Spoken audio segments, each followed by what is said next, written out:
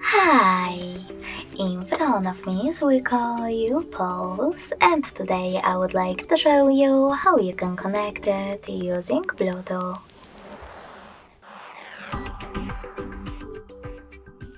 Begin by opening Settings app and then selecting Bluetooth section.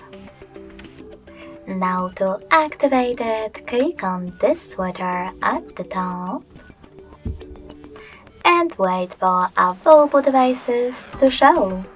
When they do, click on the one that you wish to connect to. Then click on Pair in the pop-up and wait for the other device to accept your connection request.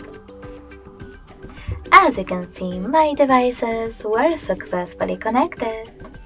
If you want to disconnect them, select this gear next to the device and tap on Forget. You can always connect to the same one by tapping on it and following the same instructions again.